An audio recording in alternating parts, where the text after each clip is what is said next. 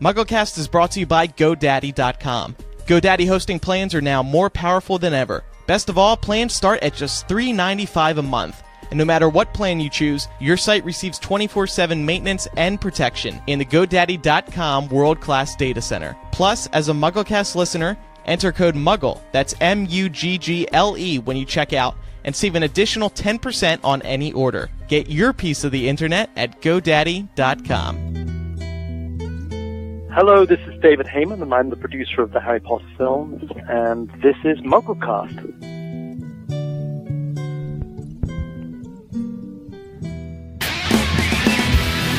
Because we're about to only scratch the surface, this is MuggleCast, episode 214, for November the 20th, 2010.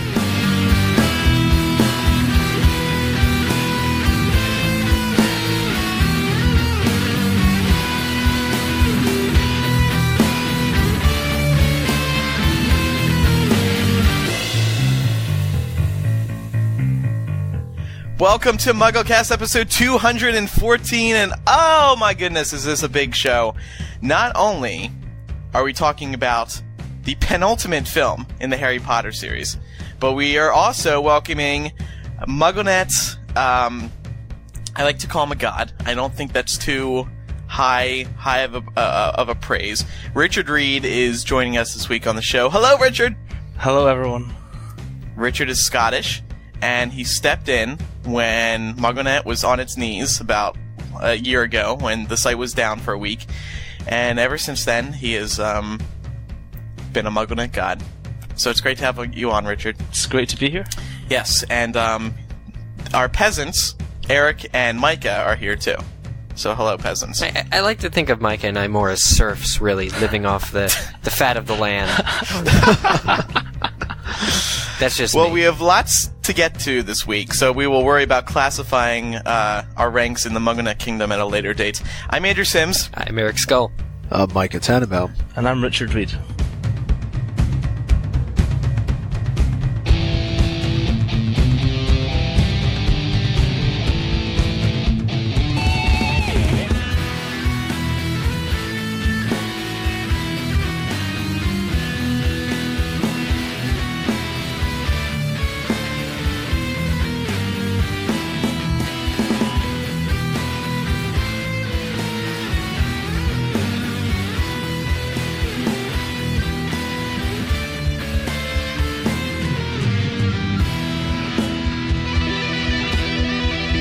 Micah Tannenbaum, what's going on in the news this week, besides the elephant in the room? Well, And I'm not talking about Eric.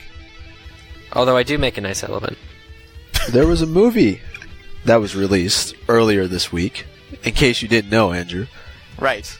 But other than that, what's going on? I don't know, not too much. How you been? How things going? Oh my goodness. You're failing as a news anchor. Oh, well, you knew that 100 episodes ago.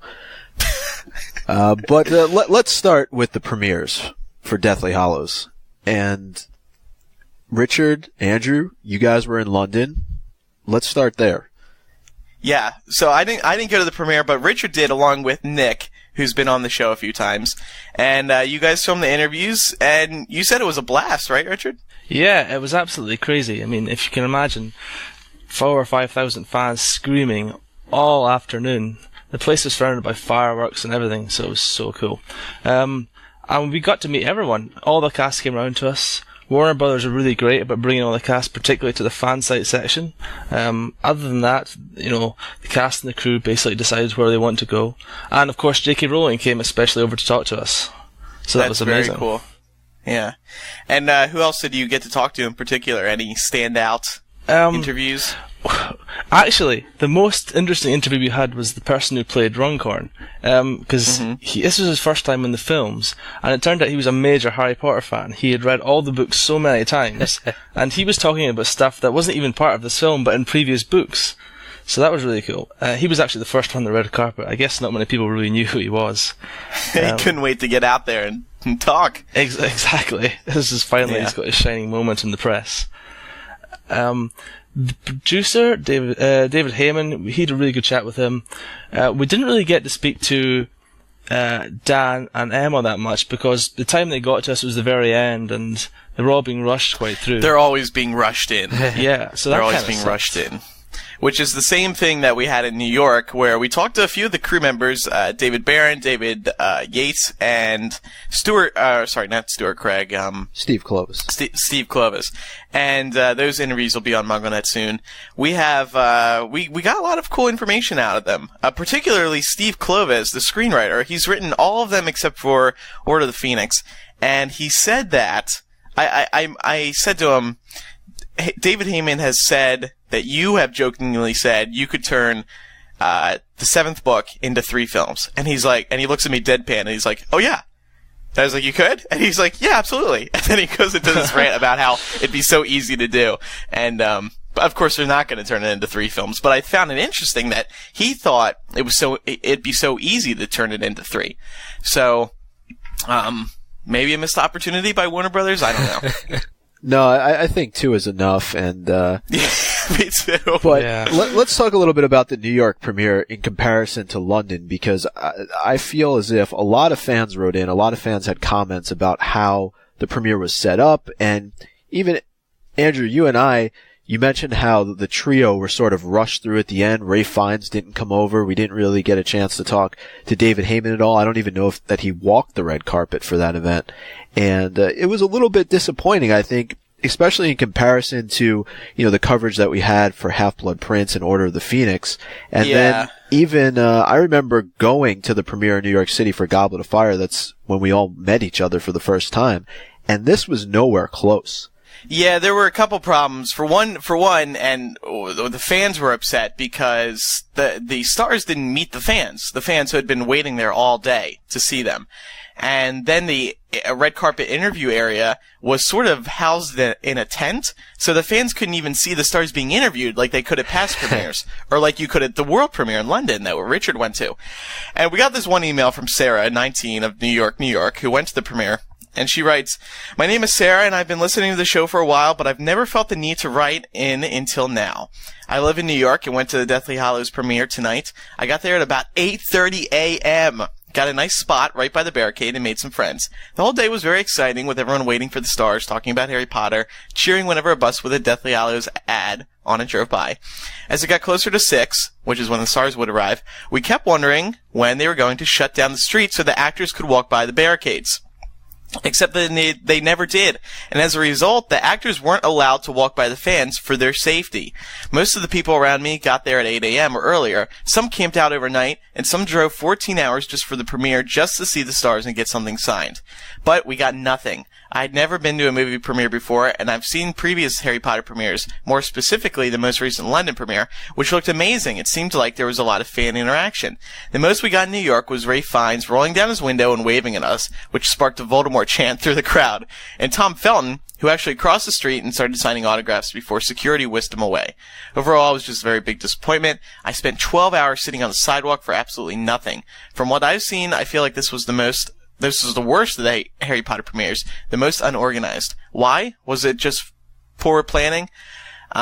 She said it was a great weekend because of the Quidditch World Cup and all that, and she looks forward to hearing our review. So, yeah, and then we went out to, film the fans waiting outside. They're all excited. We like to get footage of that. And I'm filming for like a minute, and the security guy comes up to me. He's like, "Are you press?" I'm like, "Yeah." And he's like, "We need you to stay in the tent and stay there." And I'm like, "What? What is this?" I mean, it was nuts. It was disappointing. And it was all because they wouldn't close down the street. And my theory is they could have closed down the street if they wanted to. I think they chose not to. Well, that's it, isn't it? I mean, why did they make that choice?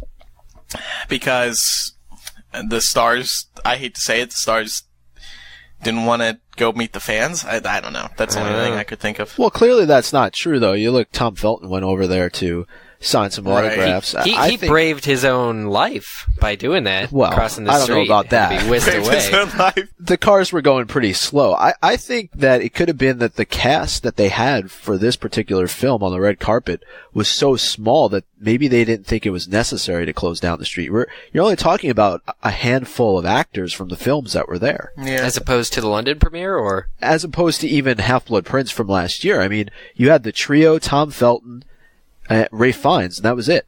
Last year we had Alan Rickman. Well, this was a different venue than before, wasn't it? Or not? It was a different venue. That's the other thing. This is the first time the New York premiere wasn't held at the Ziegfeld Theater. I thought so. So we don't want to dwell on it, but it was a little bit of a disappointment. I don't know. I noticed a sheer drop in our coverage, too. I mean, the London premiere. No, on MuggleNet, there were updates, a live stream, all sorts of stuff coming out in London and New York. It was like the next day. It was nothing. It was hard. It was hard. But, okay, so what else is going on in the news, Micah, other than that? You were over in London, and there was a press junket that took place, and some of the information that came out of this press junket, one of the biggest pieces of information, is that they're going to be reshooting parts of the Deathly Hallows epilogue.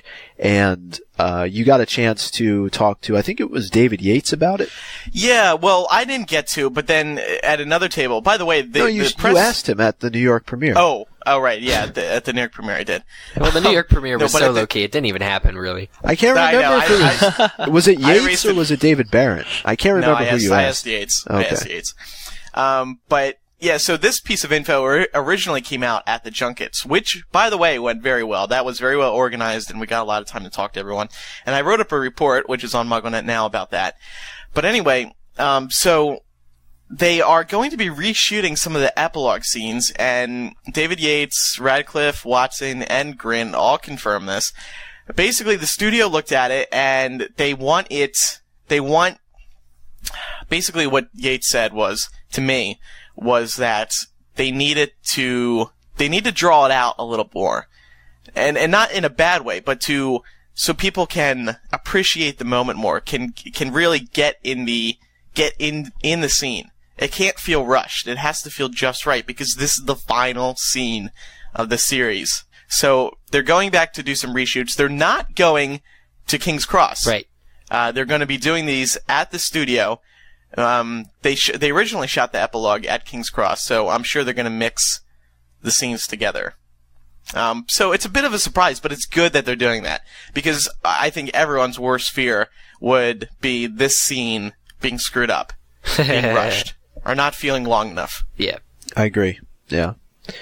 And last bit of news, you mentioned it earlier, but let's talk for a few minutes here about the Quidditch World Cup that took place over the premiere weekend. And Andrew, you and I and Richard got a chance to go check it out firsthand. And I have to say, I was pretty impressed. I thought it was kind of cool. And a lot of different colleges and universities were there. I didn't realize how big of a sport this has become. And people had, literally fans that were there, I guess, classmates from their school, that came to cheer them on. And, overall, it was a pretty impressive event to watch. Yeah. So for anyone who doesn't know, Quidditch World Cup, the Quidditch World Cup, we talked about it on episode 213, and we said we were going to go, and Mike and I were going to have a picnic. And we didn't have a picnic, but we did have a fun time watching, and Richard was there too. And, it was just a lot of fun. I mean, it was more exciting than I thought it would be. And it got very violent at some points. Like, these people are tossing balls at each other, knocking each other out. A few people had to be sent to the hospital because they were, I don't know what injuries they, received, but there was blood being shed. Wow. It's a surprisingly brutal sport. So it was a lot of fun to watch, and presumably it's going to be in New York again next year. And anyone who can make it there should definitely go. We saw a lot of MuggleNet and MuggleCast fans there too, so shout out to them who all went. They all had the right idea by going. Richard, do you have any other thoughts about it? I know you were enjoying it too. Oh, I loved it. I wrote up a review as well, so if anyone wants to find out more information about it, then they can check that out. But I thought the highlight of the entire thing was the commentators.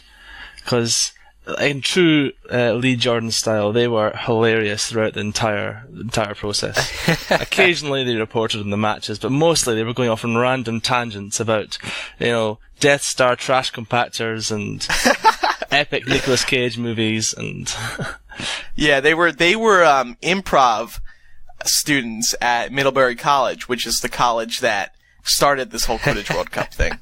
And won this year. And won again. They've won every cup. Man, that's like Gryffindor, man. I know. And how about the snitches, though? I thought that the things that they did were pretty creative. So how'd they do this snitch? The snitch was the best part. It would be one person, sometimes a guy, sometimes a girl, dressed in all yellow, and she would have, or he or she would have a ball hanging from their waistband, bouncing on their butt, basically, because when they're running, it's like bouncing off their butt. And then, so they'll come out onto the field, and they'll start running around. And there's a couple rules in place. So, like if a seeker gets hit by, I guess it was a bludger or a quaffle, they have to go back and tag their end of the field before chasing the snitch again. And then the snitch could run around anywhere. It didn't just have to be the field. So they were running like outside of the park. They were hiding in tents. They were wearing referee costumes, pretending to not be the snitch. Like a bunch of clever stuff like that. It was cool. That's hilarious. That was the funnest part. And the snitch was only worth 30 points. So that way it wasn't an automatic win. Yeah. But it did end the game. Yeah. I thought they did a really good job. You know, it was kind of a creative game where they let the snitch go wherever he or she wants to go at the beginning of the match, and everybody has to keep their eyes closed. I guess it's kind of an honor system, that you don't take a peek as to where the snitch goes. But I think there's so much going on the pitch that it would be hard for the seekers to, or not the sneakers. What do you call the people that go after the snitch? Yeah, the seekers. The seekers, sorry. Yeah. Now, what'd you say, the sneakers? Like the Nike shoe? No, I said seekers, but I thought I had it wrong. No, I think it would even be hard for them to find this person, especially with, 4 other matches going on or whatever it was. So, I don't know, I had a good time. I thought it was well done. I did too. Even if they did find the snitch, each snitch could really take care of themselves. Especially that one girl. Pushing and punching people away from them. There was this one girl who was the seeker. Awesome. Or was the snitch, and then on one of the teams, the seeker was this big guy. And I was like, oh man, this is not fairly matched. I mean, this big guy is going to take this little girl down quick. Yeah. But she was standing on her own. She was doing good, fighting him off and stuff. She was slapping him in the back of the head and running away. Yeah. It was excellent. So that's the Quidditch World Cup. We'll definitely let everyone know when the next one is. Presumably it'll be in November 2011. And, we hope everyone who can get there can go, because it's really worth checking out. And we'll try to get there next year as well. So, now let's get to the big story, the main event, and what would that bread be? and butter. That would be the countdown to part 2. There you go. No, the movie. Let's talk about the movie. So much to talk about too. We should actually give some box office numbers to start. As of Friday, it brought in $61 million for the opening day, and that puts it on track to break a franchise record, which is highest opening weekend of all time for a Harry Potter film. So the previous record was set by Goblet of Fire, actually, which brought in $102.7 million, and experts believe that this film, Part 1, will break that record. So very cool to hear, very exciting to hear. And let's talk about the film now. We'll start with overall thoughts, then we're going to break it down scene by scene. And then we're going to go into favorite new character, least favorite scene, talk about the split, and get some listener thoughts as well. So we have a lot to get to. Eric, let's start with you. You, of course, saw it at a very, very, very early screening in Chicago, like practically last year at this point. And the special effects weren't complete. So now, and the music wasn't either. So now that you've seen it complete, has your thoughts on it changed at all? Better, worse? What do you think? I loved it even more this time than I did the first time. And many people may not think that's possible, but it is. I loved it. I absolutely loved the movie. I think it's my favorite movie. I think I would even go so far as to say it's very close to perfect, in my opinion. Were there any big changes that you saw that between the screener copy, the screening that you went to a few months ago and this one? There were any scenes added, removed? Yeah, there were 6 that I counted that were, just different, either just different shots. None of them are like huge, but there were 6 different kind of changes, and I mean, I don't want to talk about them all here, but I will talk about them, like later on in the show.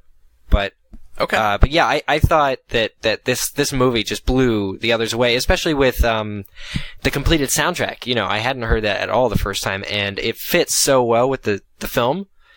Just as you're going through, and I mean, I listened to the soundtrack like the night before too, so I just had it on my mind. But it seemed to match everything in the film. Like, it didn't disappoint. We were worried. We talked on MuggleCast about the soundtrack possibly, being less or more, different from what fans expected. But I thought it was perfect, and I loved it. Richard, your overall thoughts, please.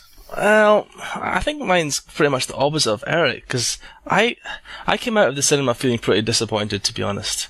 I didn't think that much of the film. I thought, I don't want to go into too much detail at this point, but I thought the first, third of the movie, the first 30 minutes was brilliant. It was just, that was some of my favourite scenes from any Harry Potter movie. And from then onwards, I thought it deteriorated, and it was dragging, it became dull, and I thought the ending was quite anticlimactic. So, I don't know. Overall, I mean, I'm not that impressed with it. Micah, similar thoughts to Eric or Richard?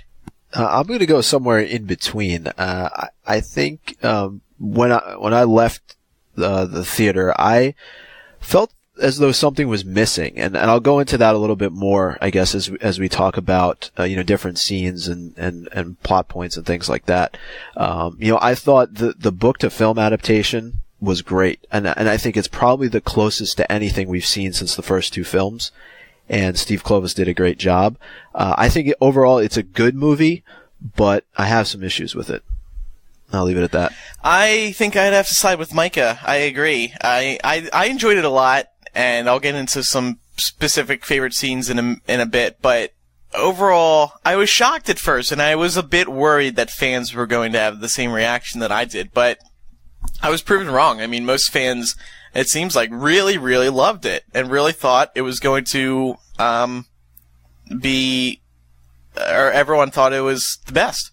So obviously we have a lot of opposing thoughts, which is good. So it's going to be a good show. We're not all going to be like, yeah. So let's go first, major scenes, and we're going to go in orders to try to keep this as orderly as possible. We'll start with the opening montage. At least I've been calling it the montage because we see a variety of scenes sort of all mashed together. It's not a montage like what we've seen in Order of the Phoenix and Half-Blood Prince, which I didn't like. But the opening montage with the minister making a speech, Hermione obliviating her parents' minds, the Dursleys leaving, shots of Ron at the Burrow, all those, that opening montage got me really excited for what I was about to watch. Did anyone else have that sort of feeling? I thought those opening few minutes were great, and it was really impactful the way that Hermione went about obliviating her parents' mind, and I think people who maybe didn't get the severity of what was going on in this film got it right off the bat with what she had to go through, and with the Dursleys though, I really felt, and I put this in the review that I wrote, possibly one of the most redeeming moments in the whole series was questionably omitted here. Specifically when Dudley asked why, Harry isn't coming with him. That was in the book, but in the movie, all Dudley asks is why they have to leave. And, I'm worried about how they're going to tie in Petunia to the next film, even though I know David Yates mentioned, when we spoke to him on the red carpet, that scene is a deleted scene on the DVD. So why they didn't include it, I was a little bit upset about that, because I thought it really redeemed a scene between Harry and Petunia. But I feel that leaving that scene out, it was a redeeming, moment for Dudley. And I think a lot of people were actually looking forward to that. Maybe they took it out because his character really wasn't developed. Yeah, I think in the past few films. Exactly. I think people have to remember that the role of the Dursleys is quite diminished in the films, especially as of late. Like in the first three films, I would say they were probably given, due credit. But lately, it's been reduced. I mean, I think the most, especially with Dudley, has been movie 5 when he obviously gets attacked by the Dementor. But I don't know that it would have had the same effect that Petunia and Harry are talking. Meanwhile, the rest of the world is in a lot of people are going through a lot of horrible things. I don't know that it would have meant anything to the audience, especially those unfamiliar with the books. One thing that Emma brought up at the junket in London about that scene with Hermione obliterating her parents' mind is she said she could really connect to that. And she said she was like, I don't want to get very emotional, but my parents separated, and so I could really connect with that, having to split the family into two. And I was like, oh wow, like she she had something really to relate to this for this very small scene. But it was very, it really struck a chord with her. So powerful, too. Yeah. And just like, I know we'll be saying this a lot, but Emma Watson, man, she was awesome in this movie. She was. I thought her acting was the best I've seen in any of the Harry Potter films. And she kind of stole the show a bit. And you always saw in every scene how much emotion she was pouring out, and particularly in the obliviating scene. And another fun fact about that scene was those baby pictures of her were her actual baby pictures. I was trying to think, are those the same parents they had in Chamber of Secrets? Not the same. The same actors? Those weren't her real. Oh, I don't know. But the shots of Emma in those photos were her actual child photos. Not the parents were obviously replaced for the film. I thought it was fitting because, she is removed from those photos, so, the fact that they had to place her in those photos is kind of funny. It's kind of easy to create that effect, if she hadn't really been in those photos to begin with. Just before we move on, there was a small change in Dursley's departing. There wasn't the scene with Harry and Petunia. I didn't see that, and I'm interested. But actually what Dudley says to Vernon, I guess in the film is what, why are we leaving? And Vernon says, because it's not safe. Right. Is that, original, like when, at the pre-screening, there was another shot of Vernon and Dudley loading the car, and Dudley asked Vernon, why isn't Harry coming with us, or why isn't he coming with us? And Vernon says to him, because he doesn't want to. And it's not the kind of scene, it's not like he's telling Dudley that Harry's being a jerk. He's saying, very matter-of-factly, he doesn't want to diffuse the emotion. It's this great... So you're saying that was cut out? That was cut out. The and final in film. fact, Yeah, and I don't know why. Yeah. See, I do think that could have been, as I said before, a redeeming scene for Dudley, because despite what you said, he wasn't as built up as much as a character, with the exception of Order of the Phoenix. I still think that when you look at that family as a whole and how they've treated Harry, to have their son turn around and say something like that, I think it was something that people were looking forward to. And I think maybe it was removed because people would think it'd be confusing, because obviously Vernon isn't, he's saying Harry doesn't want to. Maybe people would have taken that literally, but what it really means is, with the line in the film is, it's not safe. So, I guess that was just one of those, but that was the first change that I noticed. Another scene I really liked in this montage was when Harry opens the old cupboard under the stairs again. And I'm trying to page through the book right now to see if that's actually in here, but does anyone remember that actually being in the book, where he sort of looks at that? It's in the book. It is, okay. And he picks up the old pieces from his, the Knights. The Knights, which he played with in Sorcerer's Stone, right? Those in the film. I thought that was awesome. I'm surprised nobody made off with those. Yeah. That was really cool. I thought that was a really good throwback. And that was kind of the thing, one of the things I've been hoping to see in this film, just a lot of references to the older films, a lot of little tributes like that. That was definitely a nice little tribute that they kept. And that first shot from inside the cupboard, when he first opens the cupboard door, the camera is inside the cupboard, and it just looks so much like that first teaser for Sorcerer's Stone, years ago in like 2000 maybe it was, there's no such thing as magic, and he, slams it shut, but it's so reminiscent of that it was just, it was painfully beautiful. Somebody should do a side by side shot of those two, 1 and 7. It'll still be a vent in the cupboard when all is said and done. Next big scene, Seven Potters. We all know it well from the book. I had made it very clear this is one of the scenes that I was most looking forward to on past episodes of MuggleCast, and I was pretty satisfied with it. The one thing that I thought, and I teased this on the last episode of MuggleCast. I said I didn't want to spoil it for anyone too early, but I think that where the camera sort of does a pan around, and you don't see their true transformations. You just see the early transformations. I thought that was a bit cheap at first, but now seeing it in the film, in the context of everything, I thought it was really well done. And the audience in the fan theater that I went to just ate that up with all the different Harrys talking in different people's voices. Mm. That was hilarious. Yeah, interestingly, they kept the continuity of, I guess, Chamber of Secrets, which is a departure from the book that, you don't sound like the person you're changing into. Complete movieism. But it works so well, again, in this film because, even later at the Ministry, you need to remember who's who. It's just a lot easier. But it was interesting they kept that. And that pan-around shot, this is why I like the Seven Potters, is it's one of two pan-around shots in the film that were just so awesome. And, I mean, the other one being later in the woods when Hermione's protection is tested by the Snatchers. But I was just blown away by, everything the camera's doing, even this early on. It's awesome.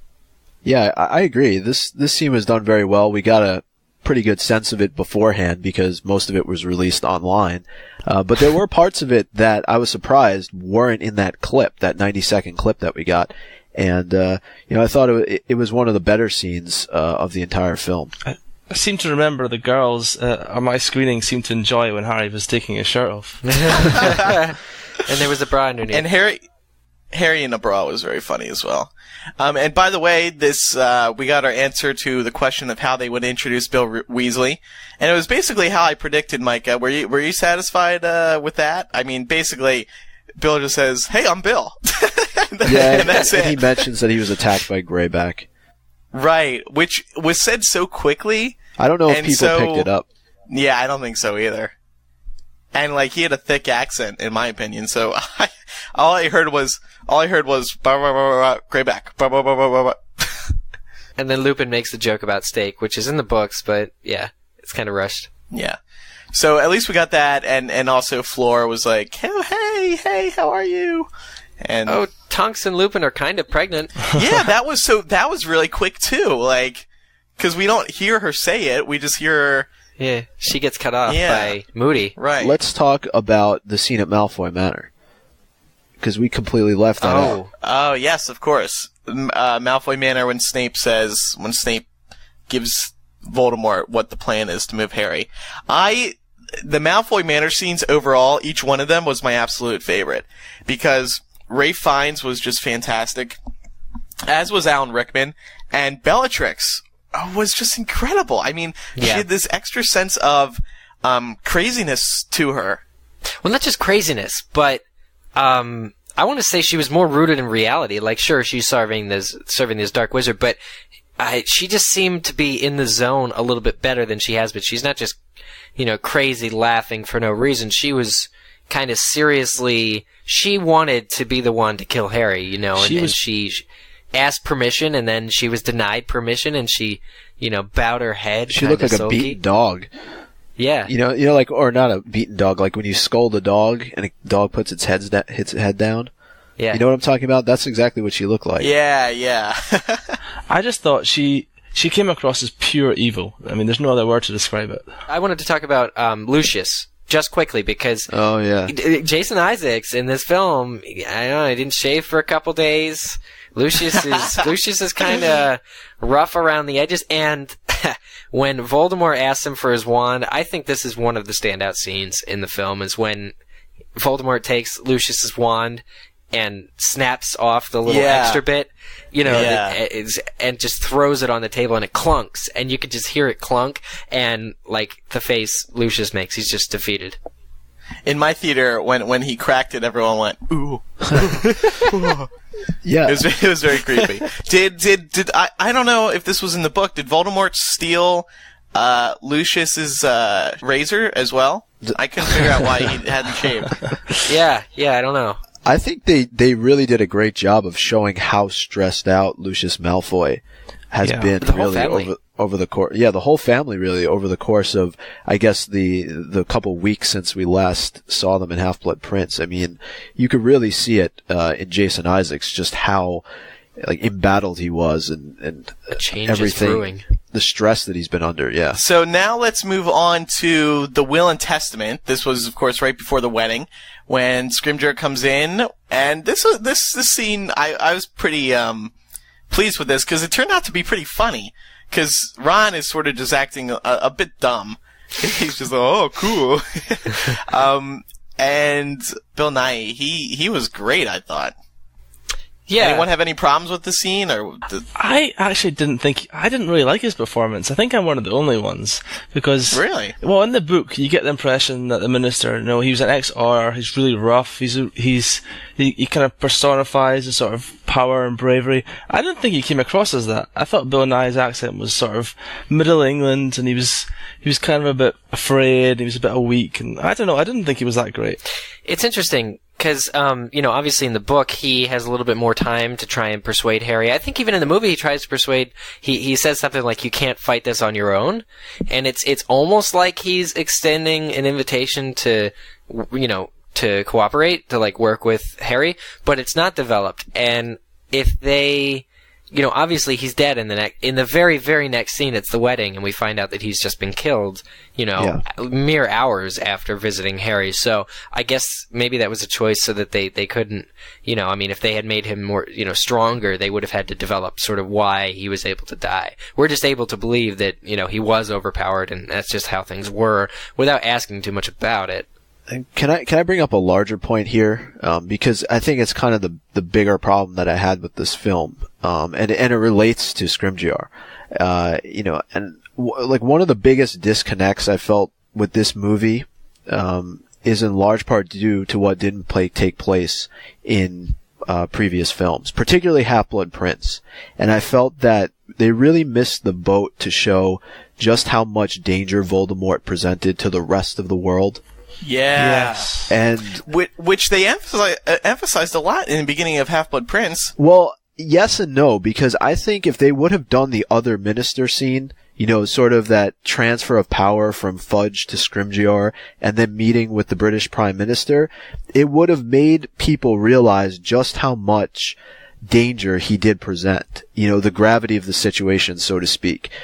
And I think that when this all transfers over to that road opera, with the trio traveling in the woods, if they would have developed that earlier, it would have made this all make a little bit more sense and more believable. You're saying that's where people need to know more about how Voldemort poses a threat to non-wizards? Exactly. Because and to show the danger that he presents to But the only characters in this film are wizards. And right, but they are movie's traveling in the quote real world. When they go to the forest, they're in the real world, and there's this danger of these other wizards attacking them in the Muggle world. They're no longer in the magical world anymore, and I think that's where Deathly Hallows really just it lost itself when they transferred over to the road opera, so to speak. Yeah, I completely agree. I don't think this film at all managed to capture the sense of fear that the trio had throughout, or the entire wizarding world has throughout. The whole fear of what Voldemort's up to, and he's killing everyone. And the only time you even got a slight reference to that was when Ron was playing with the radio, and the only way the film sort of personified was that Harry didn't like it and Harry got annoyed with it. And there's no other real way of capturing what the world is feeling right now. And I thought that was my biggest letdown of the entire film. Yeah.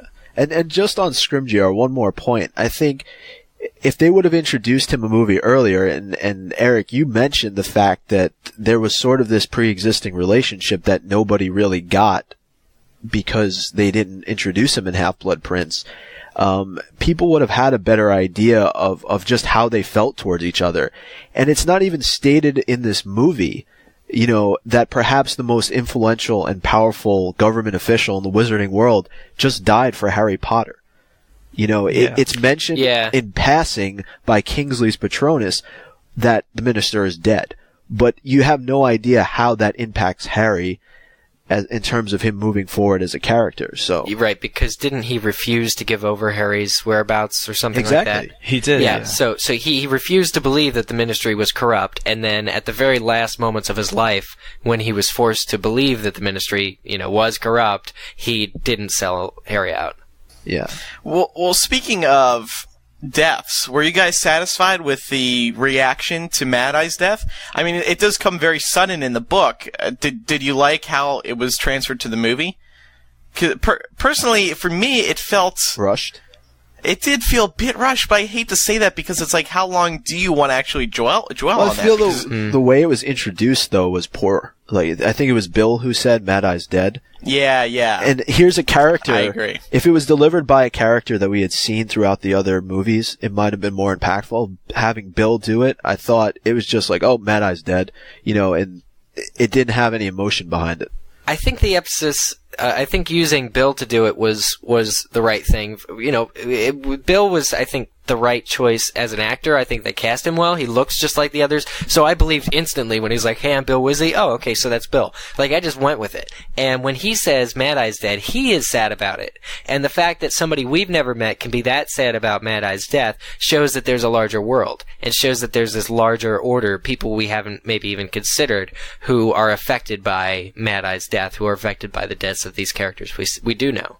Well, no. It comes after a very comedic moment where, George talks about being holy, and then you just get that quick one-liner, Mad Eye's dead. I don't think it was delivered well. In my opinion. Yeah, until then. I agree with you, Michael. I agree.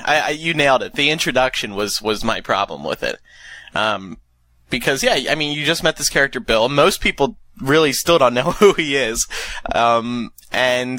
And they don't spend too much time on it, but that was okay with me because, you got to keep the pace of the film moving, and maybe a little more reflection would have been okay. Yeah, I just think that their concern was George. I mean, not everybody had returned immediately, and when George lost his ear, the Weasleys, obviously their main concern is going to be their own, who is cursed. It was each other at first, and then when mostly everybody arrived, they were able to focus on George. So I don't know when they would have announced, Moody's death if it were sooner than that. And I guess I can see kind of where you're coming from, that it was, Bill, a periphery character, to say it. But I think it all meant the same to them, and I'm glad they didn't dwell on it anymore. Yeah, but there wasn't even a question from, say Arthur or Remus, where's Mad Eye? I felt like that was just synonymous with how life changes suddenly like that. It's kind of, I guess it was supposed to be like a shock, like to everybody, but to also the audience. That's this character who had just been making jokes about goblin piss. They were making, Fred and George were taking the piss out of him for that. Is just gone. No longer going to be in the film. He gets no outro. He gets no nothing. It's just boom, he's dead. And I think that was I think that was the intended effect. Closing point, Richard. All right. I was just wondering that when George lost his ear, was there any reference to Snape, since he was the one that actually did it? No.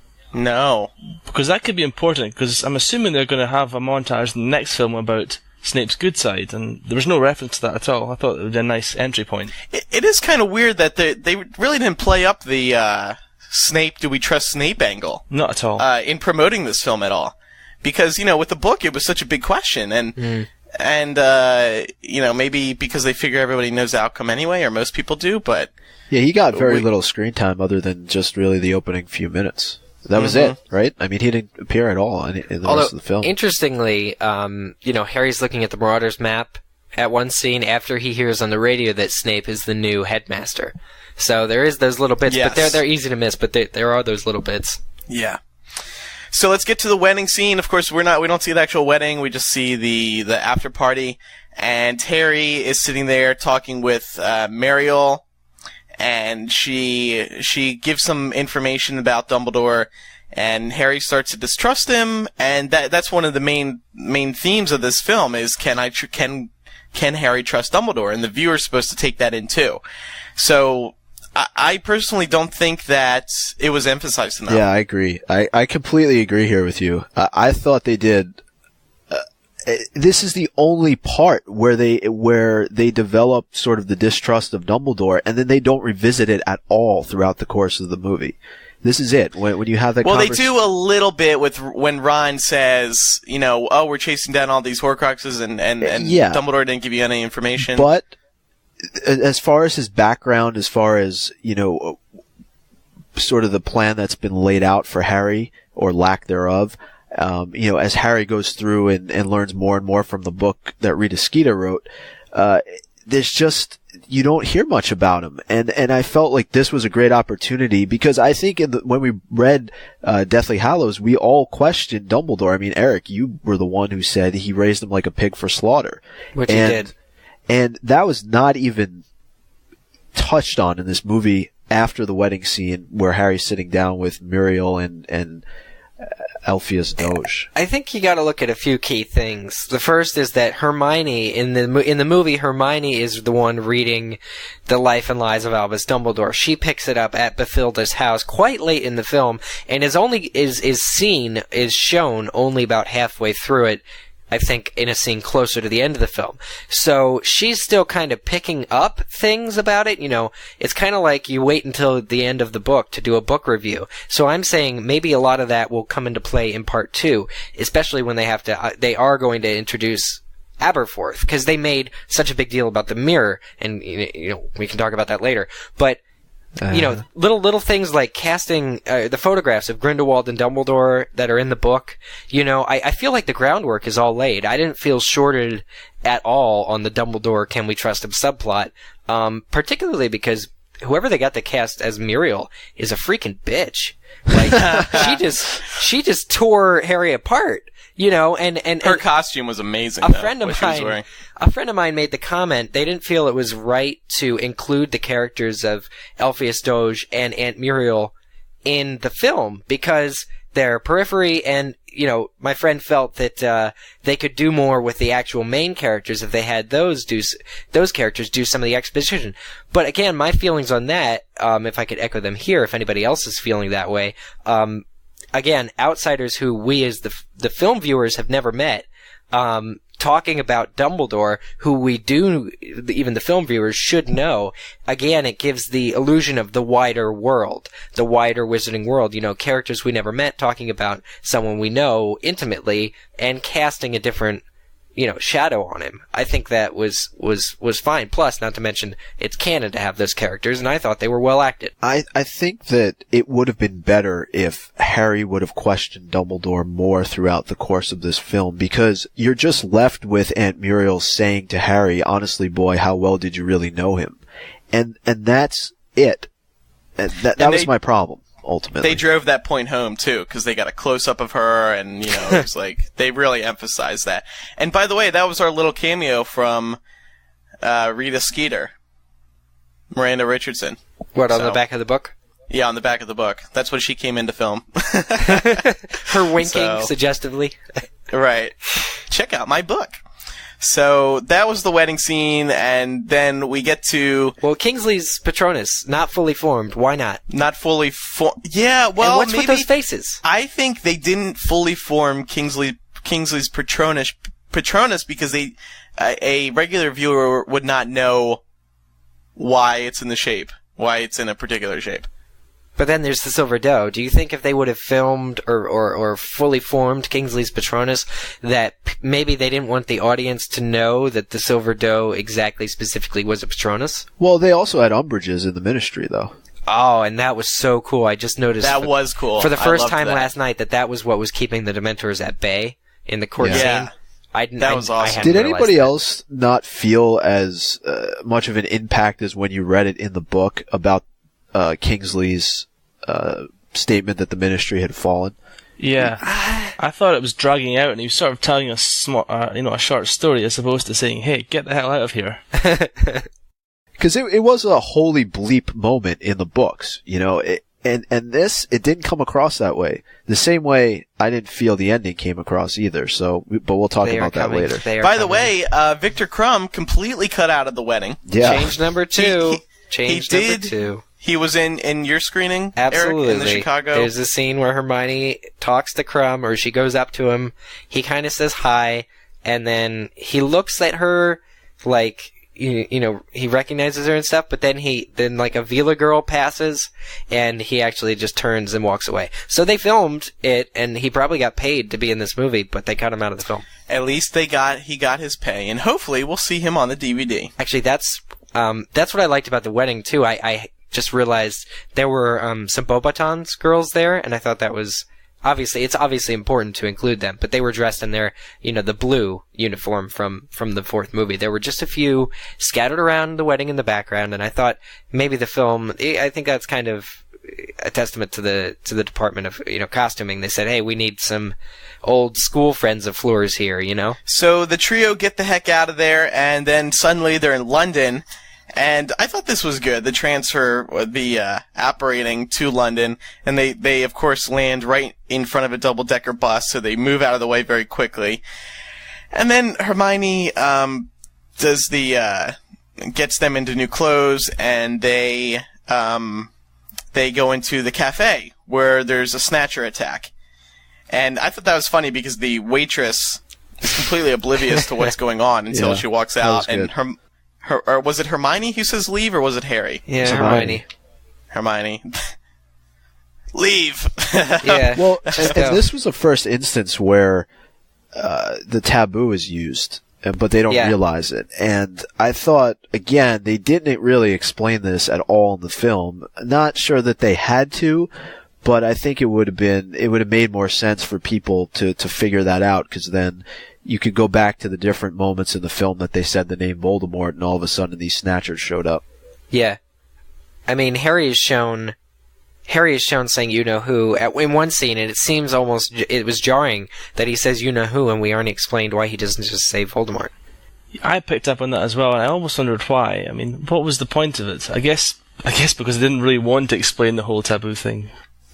Well, later, okay, so when Lovegood says it, when Zeno says it, obviously that's the moment when they come. But you're wondering because there was also that crow that was flying away from the place to start the Three Brothers scene. So we're wondering if he sent a letter though.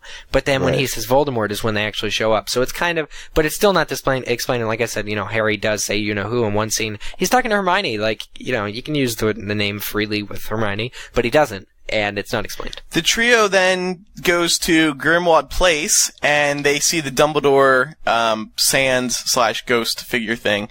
And that wasn't explained too much. It was sort of just like, it was probably put in place for Snape. Mm-hmm. But it's like any viewer would just think, well, if Snape saw that, wouldn't he just stand there and scream like Hermione did? I thought that was quite terrifying, though. That whole scene was one of the scariest in the entire film. It was. And then they're sort of searching around the house, and we see Creature. And Creature looked good, and he sounded good. And I think he didn't change too much from Order of the Phoenix in terms of visual appearance. And I liked him. Any comments about Grimmauld Place? Yeah. This part of Grimmauld Place? I think this moved really fast. Like, this whole part, figuring out who R.A.B. was, sending Creature after Mundungus, finding out where the locket was, and then getting to the Ministry. It was very fast-paced. So I wonder if non-fans of the books are going to get completely lost in terms of what's going on here, because it did move very quickly. It did. There was a lot of kind of story elements that were just thrown in there. Yeah. Like them rereading the locket, for instance. They then head to the Ministry of Magic, and they turn into the Ministry members. This was pretty funny, because the way that these other actors portrayed Harry, Ron, and Hermione in terms of their walk, their talk, their isms, they're very well done. And I think at the Junket interviews or somewhere, one of the billion interviews that have been online in the past few weeks, the trio said that they would first act out the scenes, and then these Ministry of Magic actors would then mimic them. So so the trio was there too, filming alongside, and I thought that was a cool idea. I'm going to go out on a limb. I'm going to say that this was some of the best acting in the entire film. I agree. From the Ministry? Yeah. Really? Was done by the strangers? Yeah. Why do you like it, Richard? Well, to be honest, in the entire film, I kind of thought Daniel Radcliffe's acting was really wooden in a lot of scenes. I mean, he's improved a lot as the films have gone on, but sometimes he come across as very, very fake and very dense and very uninspiring. And I thought that these scenes in particular, I thought they came alive mostly because he wasn't in them. And wow. Tell us how you really feel. Go ahead. Come on, no. Stand by your opinion. What? Go ahead. Well, I just thought it was there's a nice sort of irony to that. Is that I thought that was my favorite scenes in the entire film was the Ministry, and I thought they were the best scenes. Yeah, I know. I think exactly. There's an irony to that, but I just thought that those actors delivered a more credible performance than Dan can give. Well, he's got a few years. Just to throw it out there, Runghorn was David O'Hara. Mafalda Hopkirk was Sophie Thompson, who is the sister, I think, of Emma Thompson, right? Wow. Yeah. And they were brilliant, though.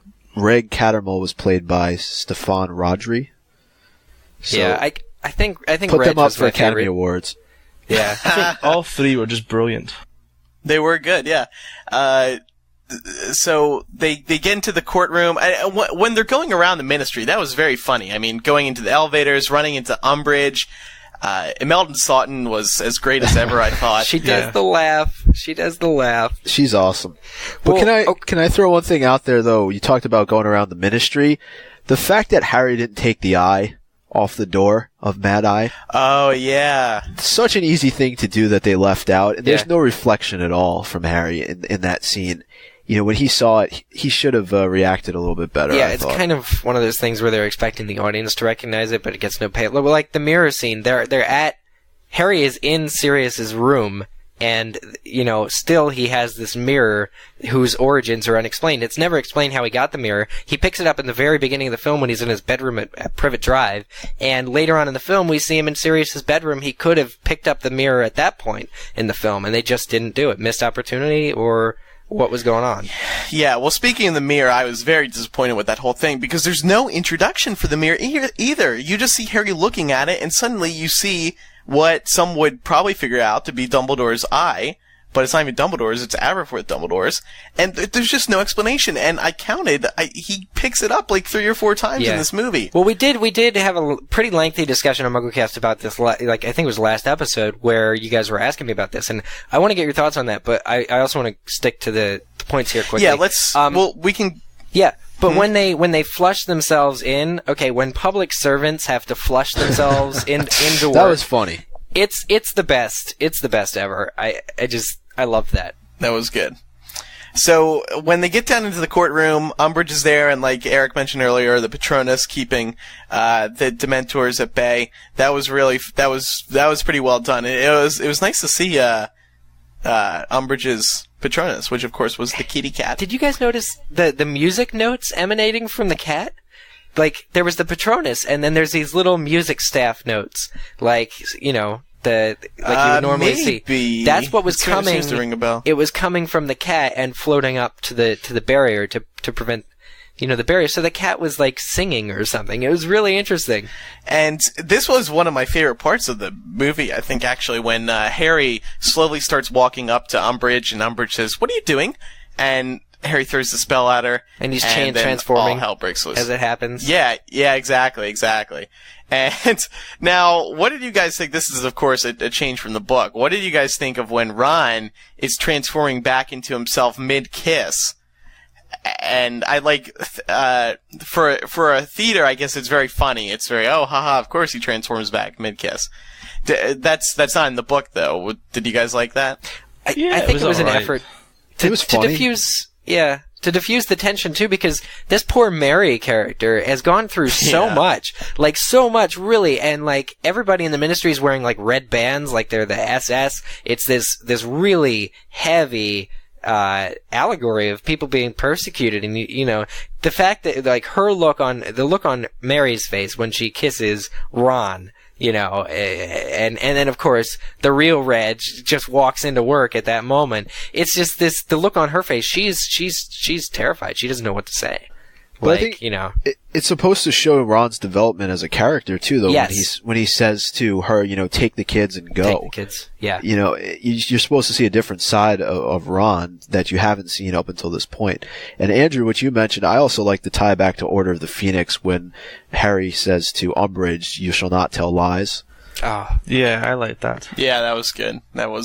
The only thing I didn't like about the Ministry whole scenes, and this is kind of a petty thing to argue about, is that I always felt that they're starting to lose a touch of the magic to it. You notice that no one was really wearing wizarding robes any longer. Security guards were dressed like regular cops or whatever. And I was kind of expecting to see, you know, people dressed as wizards, not as muggles, in the Ministry of Magic. That's a fair point. Yeah, I agree. I would agree to an extent. I would say again, it's kind of Nazi Germany, so everybody's wearing the same thing, and it's not going to be extravagant. It's going to be dull tones, dull outfit sort of thing, and everybody alike, uniformity. That's what I would argue. What did you guys think of Yaxley?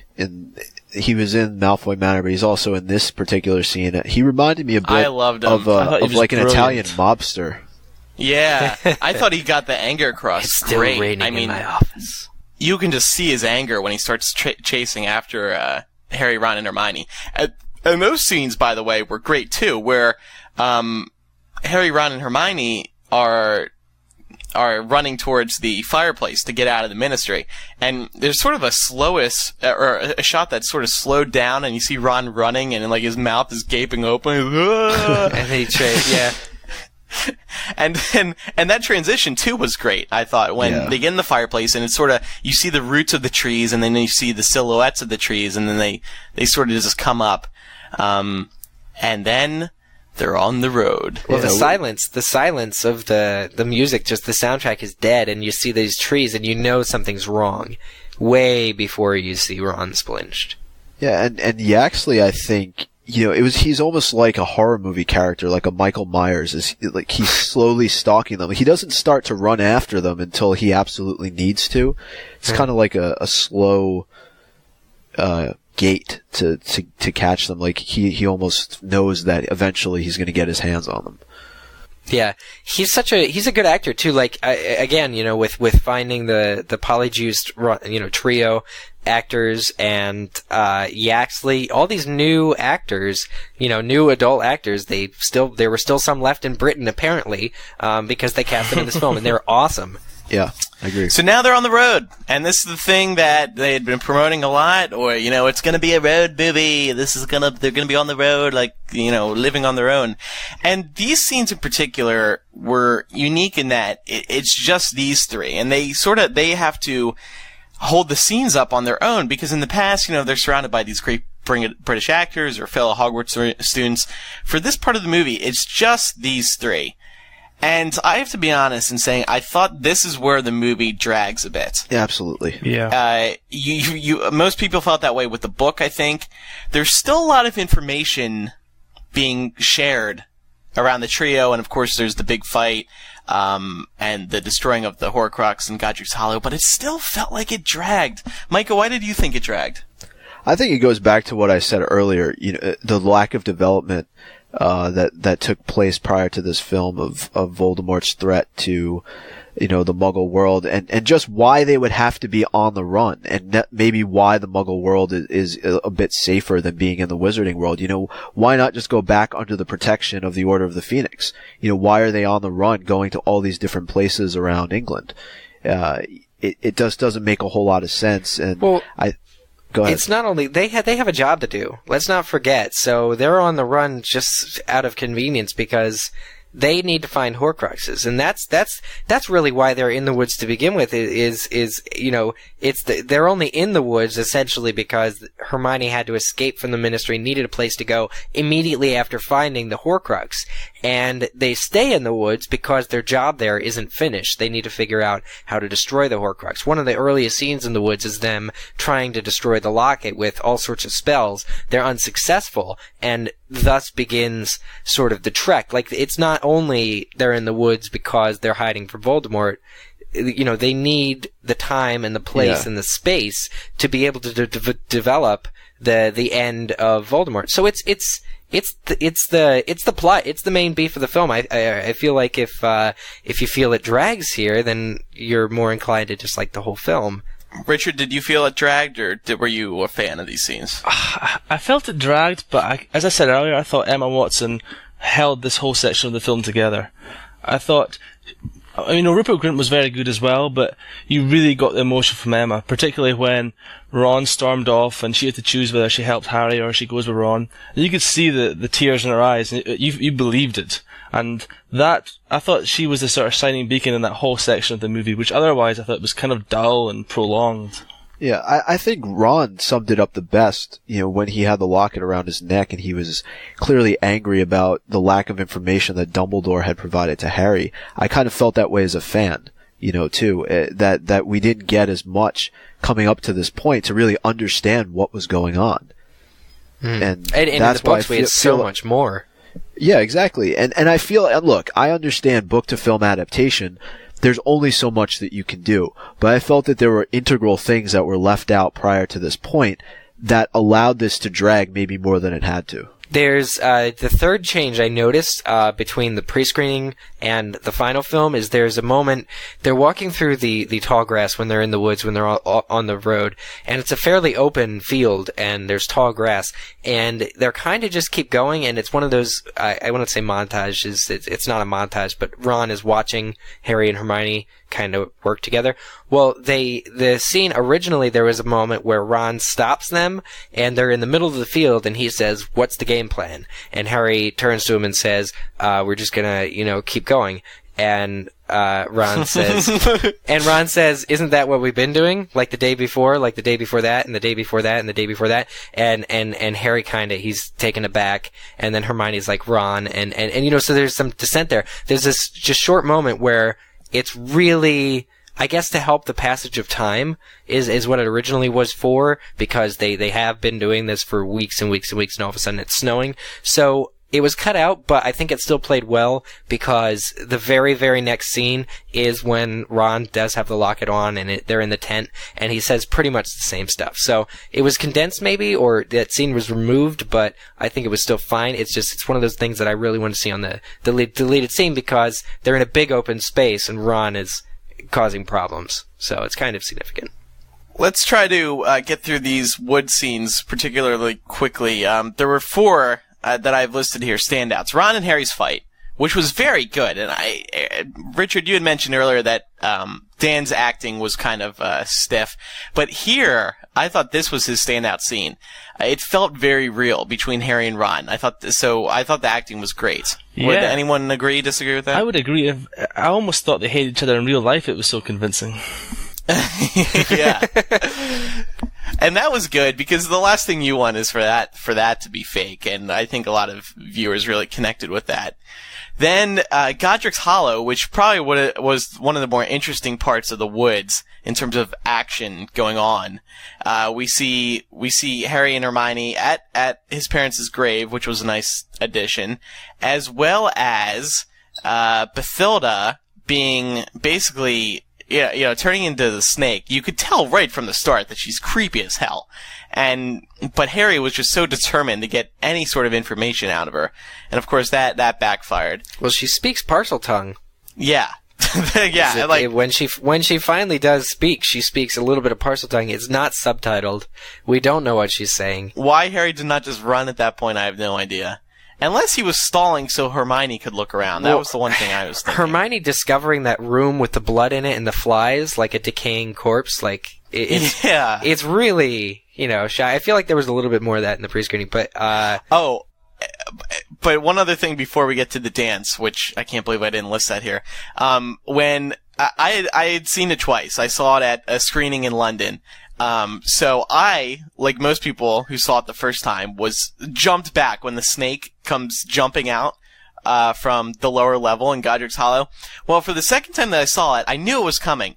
And I was sitting towards the back of the theater. So instead of watching the screen, I was just staring at the audience, and the entire theater backed up and just lurched when the snake jumped out that time. And then for the next few, seriously, solid 30 seconds, everyone was just laughing because everybody was so scared by that. It's such a movie. Yeah. It's so common, but it still works as a movie technique. It gets you every time. Yeah. Yep. Thank God that wasn't in 3D. One thing I wanted to bring up, though, was the symbol also, the Deathly Hallows symbol. I felt like they kind of just made it show up in different places, but didn't really explain it that well. I mean, and the reason why I bring it up is it shows up on the grave.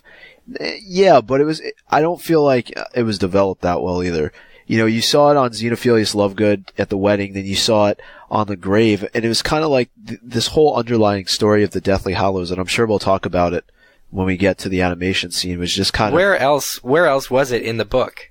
I mean, that it would be in the film. I feel like they had it in all the moments. Not to us, to the regular viewer, it kind of moved very quickly, and I don't know that a lot of people will catch on to it. Well, Hermione specifically lists all the times that they were able to see that they saw that symbol to Xenophilius, and there's this, it literally lasted for like 60 to 80 seconds, where he has the piece of chalk and he draws. After we hear the story, he draws out the symbol. So it's really, the time spent, I thought, was just fine on that symbol. And maybe there are more implications about that. You know, obviously Harry at one point has to discover that he has two of the three Hallows already on his person, but that's something for part 2. Going back to the Godric's Hollow section, one of my favourite scenes from the book was when Voldemort appeared and then had that flashback to the night when he was destroyed almost.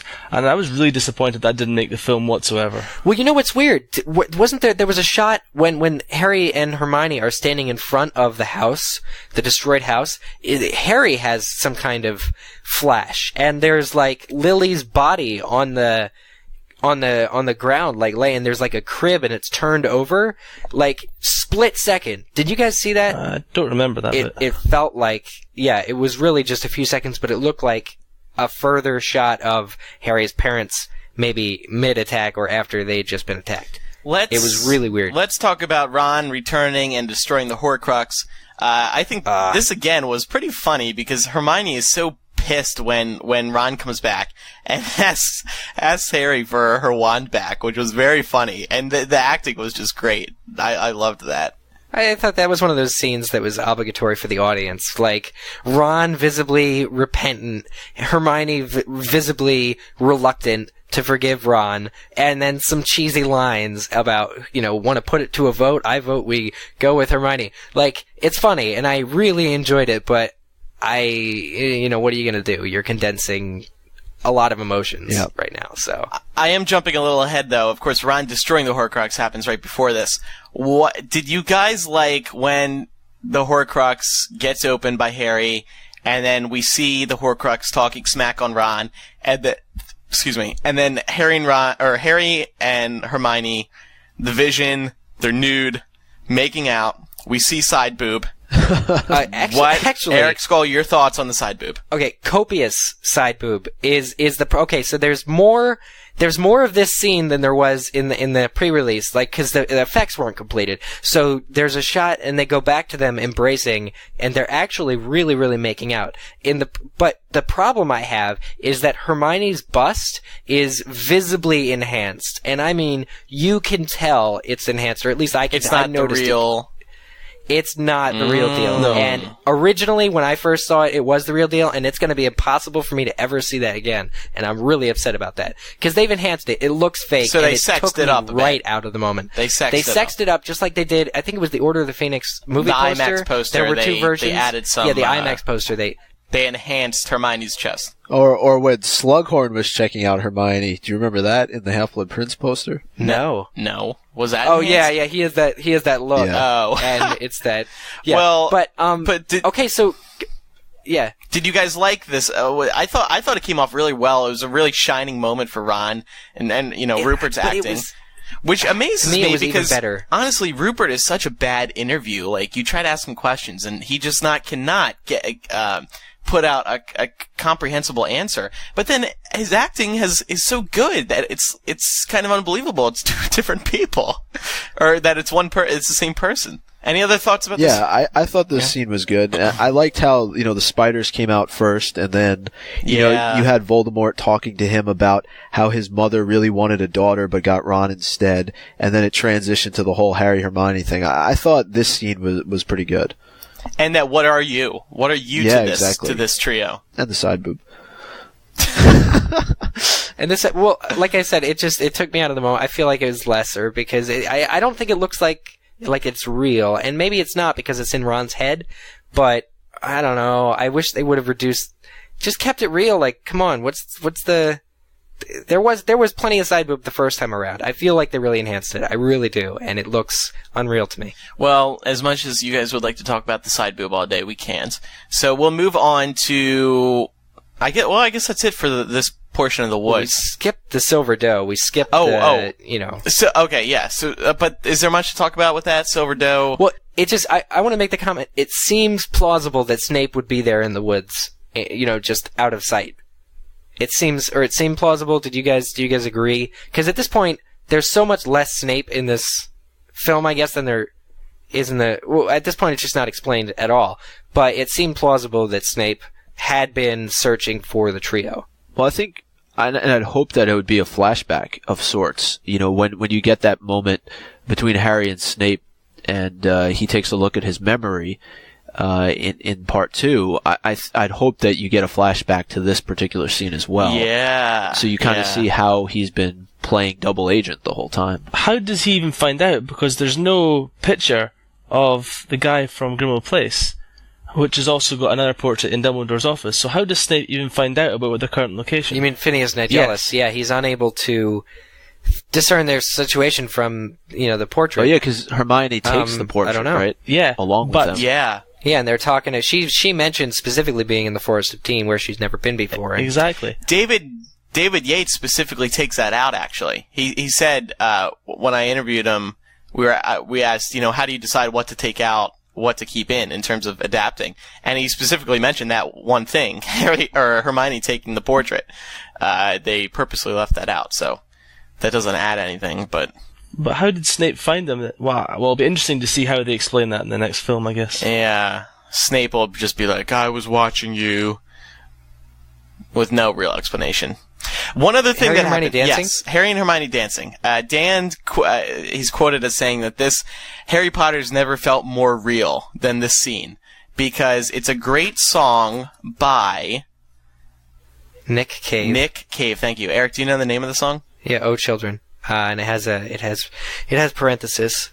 Yeah, I love the song. I thought it was a perfect match. David Yates said he spent a lot of time. He went through hundreds of songs trying to find the perfect one that would give off a sense of hope, but also that there's still, some trouble going on. So they're still kids, kids. He just, and Dan's dancing. Like, I didn't notice this the first time. The second time I saw this, and his dancing is just so cheesy. Same. Yeah, I didn't notice the first time either, but. Yeah, it's Dan Harry. It's Felice's Harry, basically, trying to find a happy moment. And later, I guess I heard somewhere that the trio was instructed, or Dan and Emma were instructed to play that scene as if it would end in their kissing. Because there's this great moment at the end of it where there is that tension for only the tiniest of seconds, and obviously they come to themselves, they pull back, but it's not. It's just so tender. Yeah, I have to say, I was almost fooled. As someone who's read the books and knows the outcome, I thought Harry and Hermione were going to kiss. They were getting pretty close, but I've told this to a couple people now, and they were like, what are you talking about? I didn't feel that way at all. I thought they would as well. Yeah, but I'm glad they didn't, obviously. But I think that the tenderness is something that's real. It's real acting from both of them. Definitely. And it's just something that I think is one of the biggest points of this film, is just the acting from the kids. So next up, the Lovegood's home. When the trio get to Lovegood's home, and we see Xenophilius Lovegood for the first time, and not for the first time, we saw him at the wedding as well. The second time. Yeah. Yeah. And we see the big Three Brothers animation, which everyone, critic or not, whether you like the story or not, everyone seemed to be in agreement that this animation was just very well done. Yeah, this animation was completely completed. It's almost like, they sent it away to another company that does these for a living. They hired commission. They hired a separate someone outside of who normally does Harry Potter stuff to work on this, and it was inspired by Chinese shadow puppets and some other work as well. I mean, it was fun to watch. Brilliant.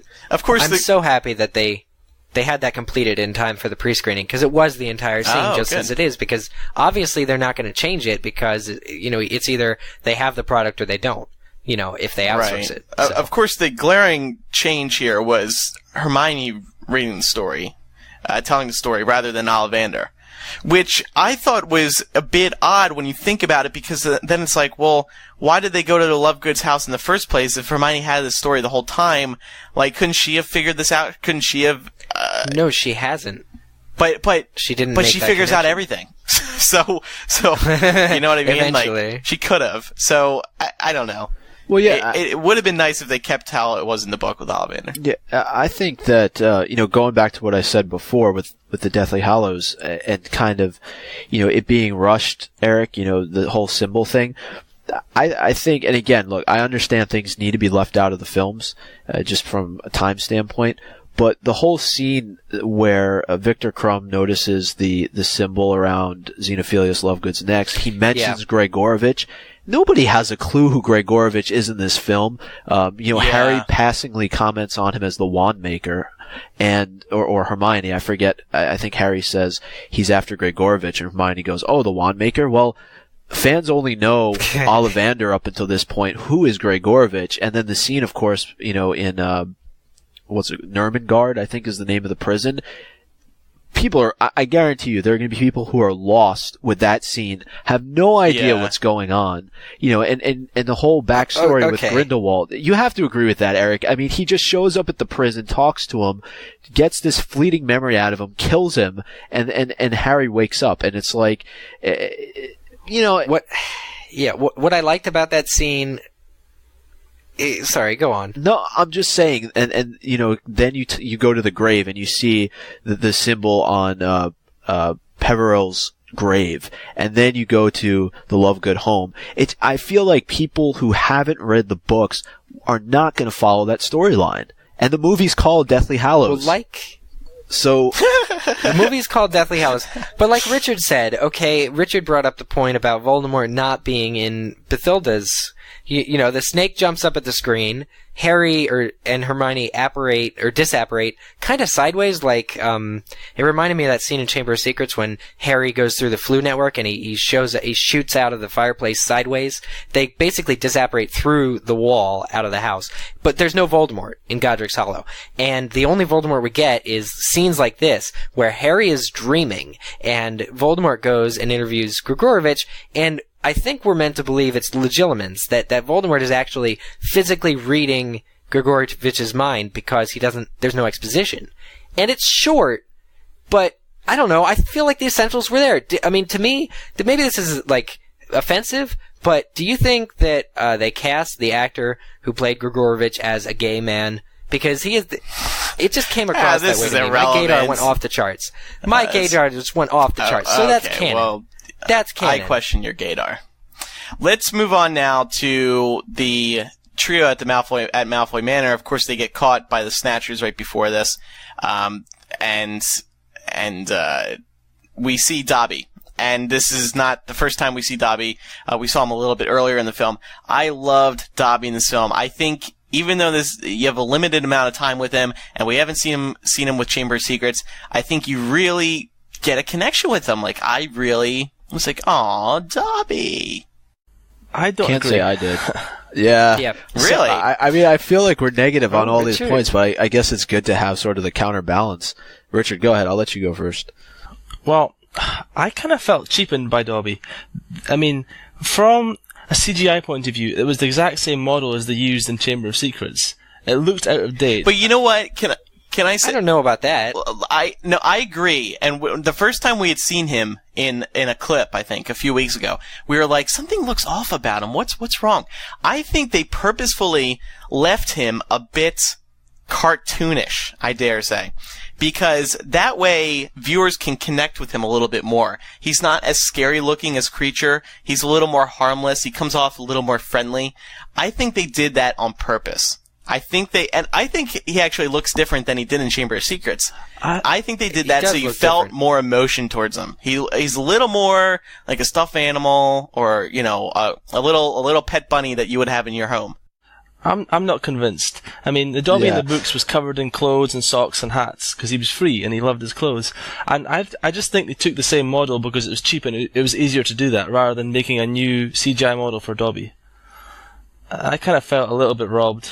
I don't think I agree with that at all. Well, I don't think the CGI is underdeveloped or in any way the same model that they used 8 years ago on the second film. I don't feel like that's true at all. It looked just fine to me. Well, I'm not going to talk about the CGI side of things, though. I'll talk about. Yeah. Sorry to cut you off there, but I'm going to talk about sort of what happens with Dobby. And I thought it was great to have him back because he's really one of my favorite characters in the entire series.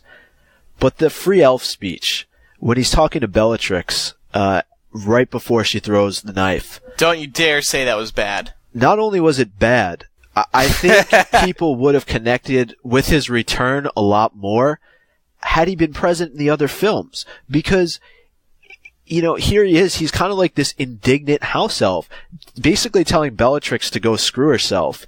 And 2 seconds later, he's got a knife in his chest.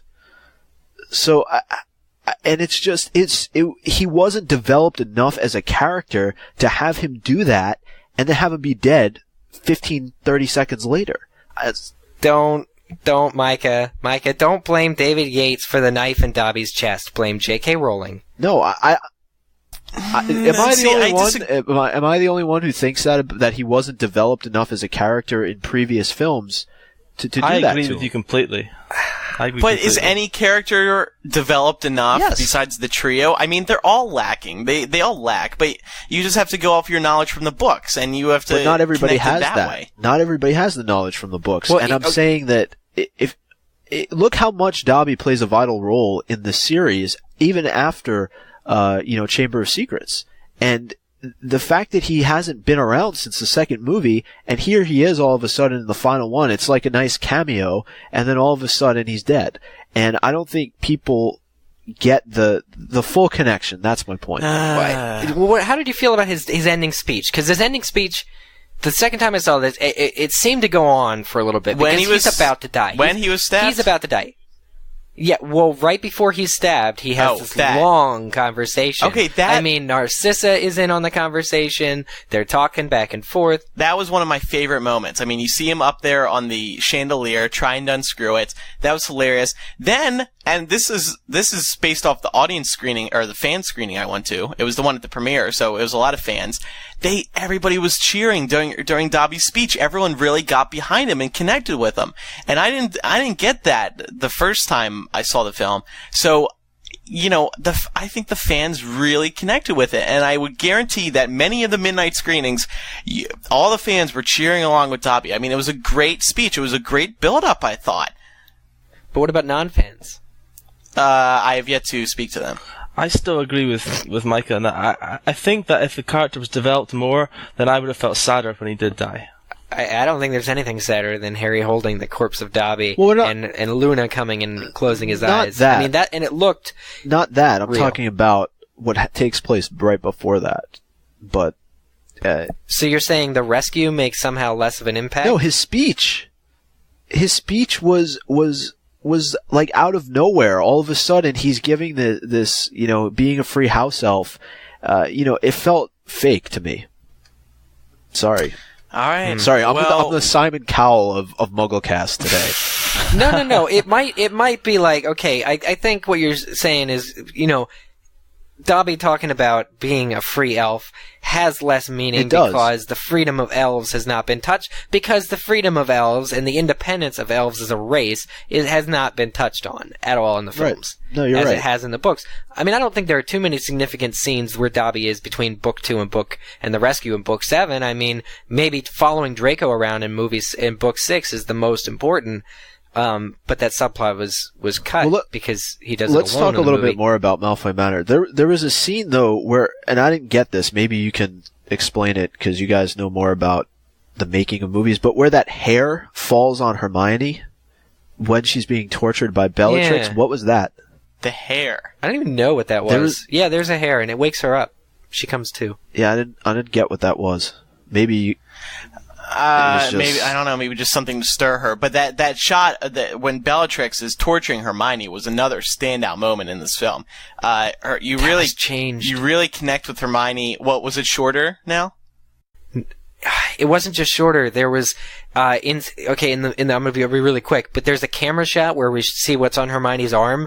But originally there was a scene, I guess, because it was all one shot, maybe of Bellatrix jumping on Hermione, torturing her, and then jumping or getting off of Hermione, and Hermione looks physically like turns and holds her arm up to herself to read Mudblood. Instead, Hermione is passed out, and the camera shows Mudblood, and then we show Hermione, and she's kind of immobilized, and she has a tear in her eye. Like, she can read it, but it's not the same scene that it originally was. And I think the reason was we heard Yates and Heyman talk about the intensity, and Emma Watson talks about the intensity of her screaming and getting really into the moment. And I think everybody was really afraid of showing too much. So a lot of that it seems different or was cut. Or they'll bump us to R.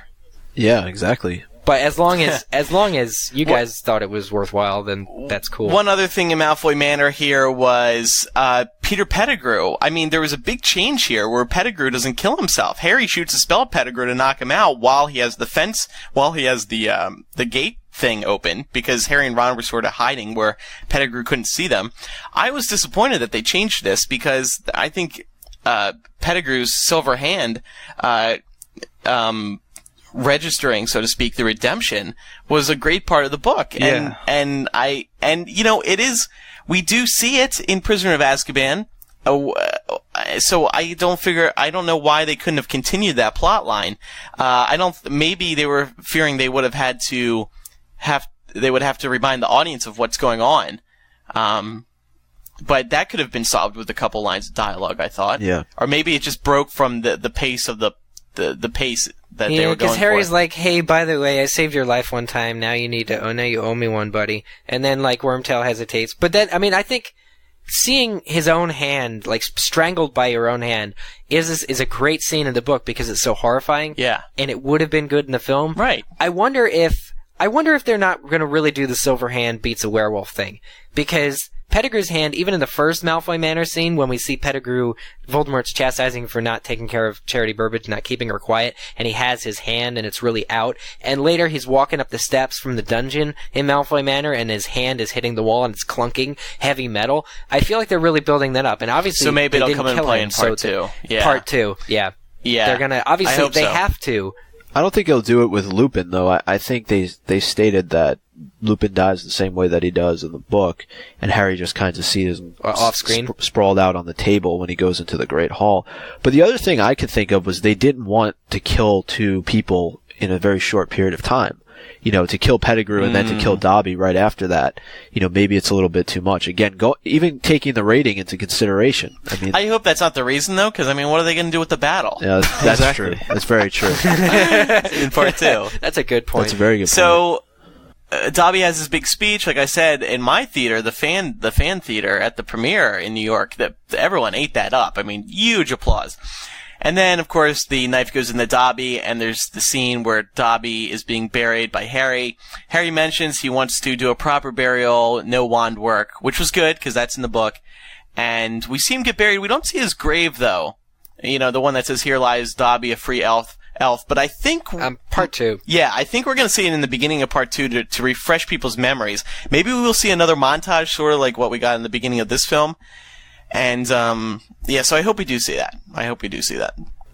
Yeah. Was everyone moved by Dobby's death? Any tears? Richard Reed, did you cry? I didn't. I actually thought Hedwig's death was sadder. Oh, we didn't even talk about that. I mean, that was kind of a quickie death. I loved how she sacrificed herself for Harry. Yeah, that beats was good. The Expelliarmus line. Do we all agree that it beats the original way of dying or not? Yeah. Are we too true to J.K. Rowling to say that? I think the movie one was better, actually. Yeah. Well, speaking of that scene with the wands, obviously, was this similar to the book where Harry just grabs Draco's wand and takes it away from him? Because that's what happened in Malfoy Manor. It was a bit of a fight, though, wasn't it? It was more of a fight than there was in the film.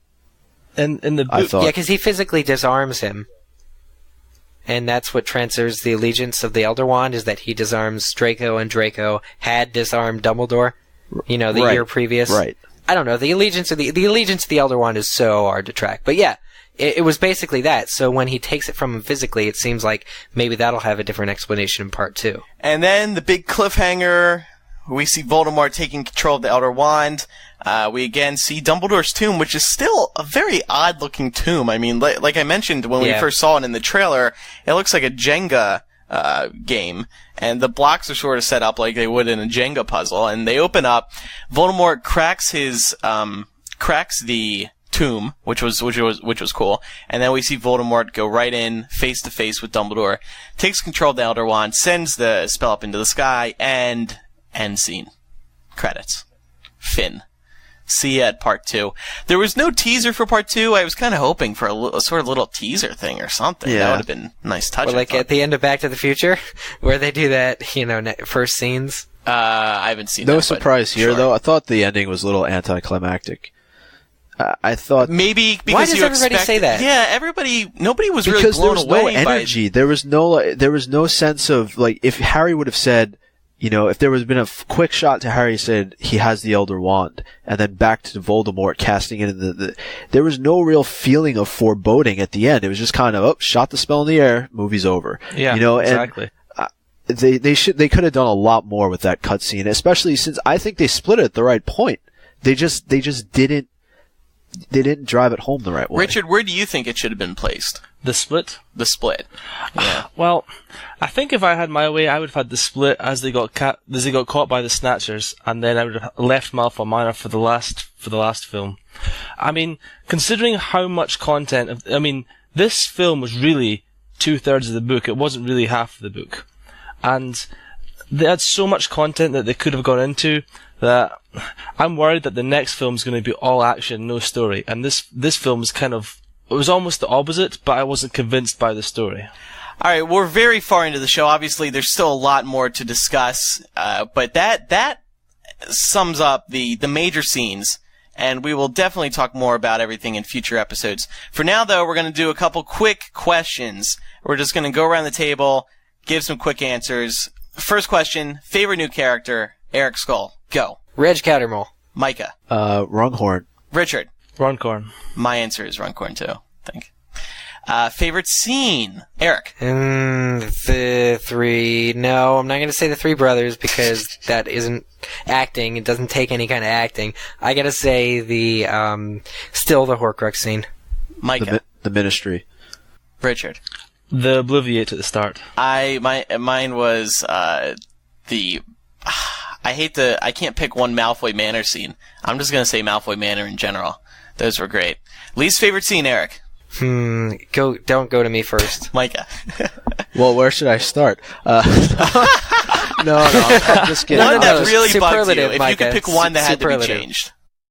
One that had to be changed. Oh, man.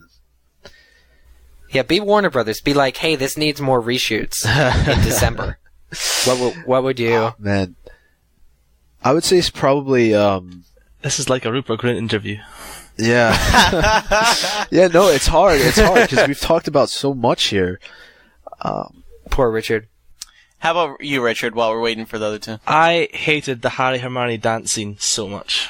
Oh, my goodness. It just felt what wrong bothered you on about many it? levels that they were trying to imply that those two might kiss.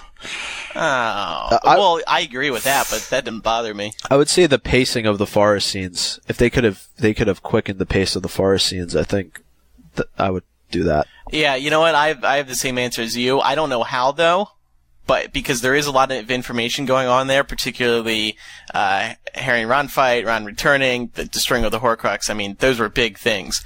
But yeah, I think they could have tuned that up a little bit if they had to change that. And Eric? It almost seems like they would have to be less faithful to the book if they were going to quicken the pace any further in the forest. Yeah. Well, but what's your least favorite scene? Yeah.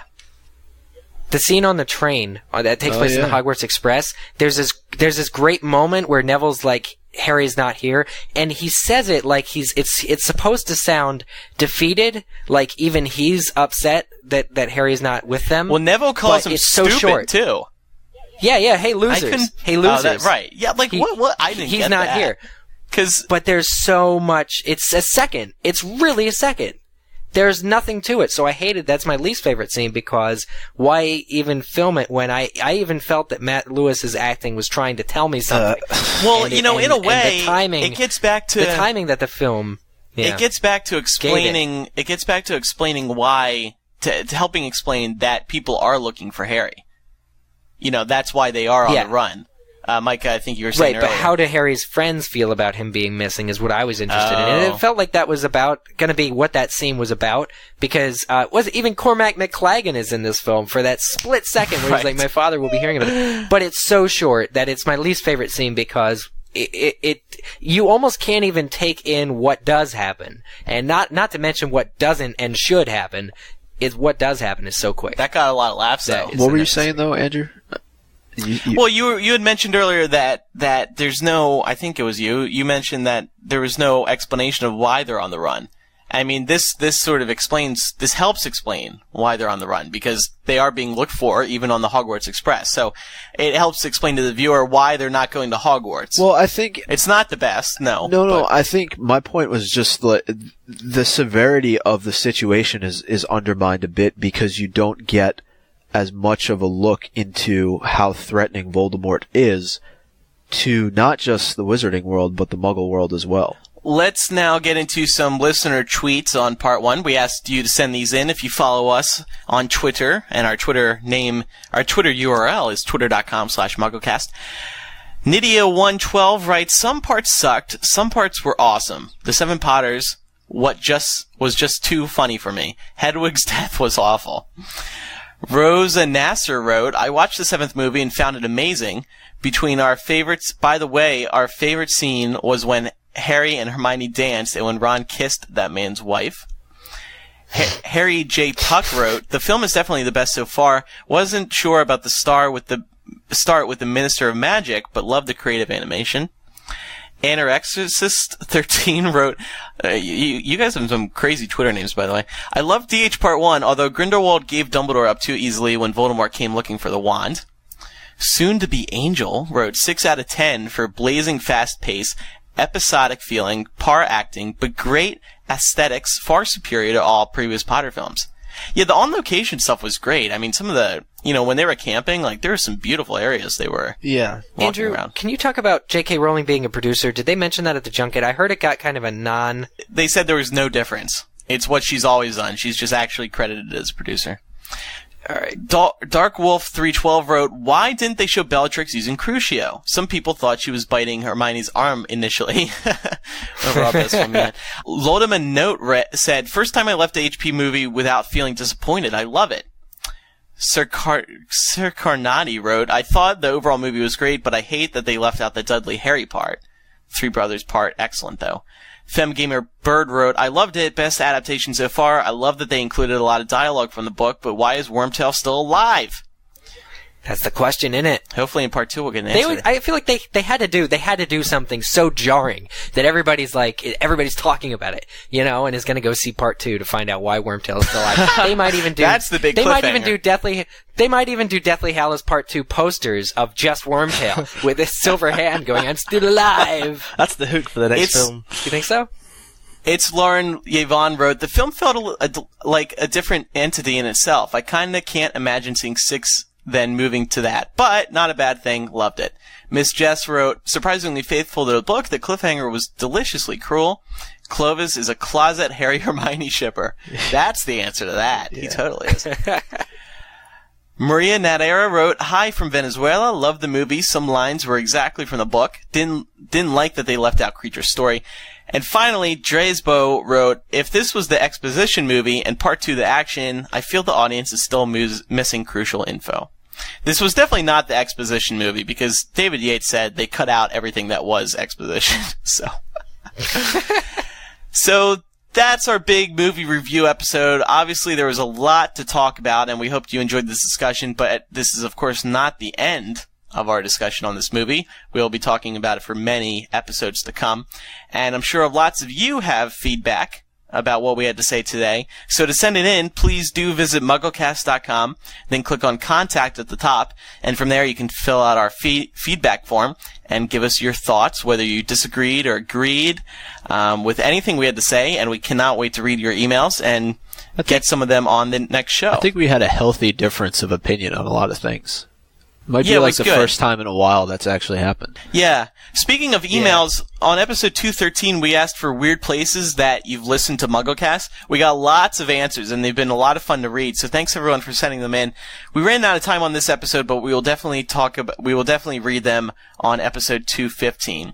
And finally, one last reminder, if you're listening to this on Saturday, November 20th or Sunday, November 21st, the nomination period for the 2010 Podcast Awards ends on Sunday, November 21st. Just go to MuggleCast.com, and at the top of the page, right above our Twitter box, you will see, or right above the pumpkins, you will see very easy instructions on how to nominate us. We appreciate that very much, and hopefully next month we will learn that we have been nominated in the 2010 Podcast Awards. So, can I ask one last question here before we go? If you had to rate this movie, just a number out of 10, what would it be? I would give it an 8, but I fully anticipate giving Part 2 a 10. Eric? Ooh. That seems like a good double question. What would you rate Part 1, and what do you expect you'll rate Part 2, given where you think they're going? Richard? Like, are you worried? I would give Part 1 a 3, maybe a 4, purely for Emma Watson. Jesus. Part 2, I kind of hope it's really... I'm kind of expecting it to be awesome. And if it is, then I would gladly give it a 10. I mean, I want to give this film a 10, but I just can't. You can't even give it, like, half of 10. And Eric, your answer? I'm going to give Part 1 a 10, and I'm only going to expect a 7 out of Part 2. Wow. I feel like, just in general, I feel like this was the film that's going to connect with me the most, for some reason, whatever reason. I'd give this movie 6 out of 10. All right, there we go. Thanks everyone for listening. It's been a lot of fun. Again, our next episode will have much more. We barely scratched the surface talking about this film, so we will be back soon. Thanks everyone for listening. I'm Andrew Sims. I'm Eric Skull. I'm Micah Tannenbaum. And I'm Richard Reed. We'll see you next time for episode 215, where we will have part 2 of our part 1 discussion. Haha, see what I did there? Yeah, that was pretty clever. Bye-bye. Bye. Not really. Bye. Bye.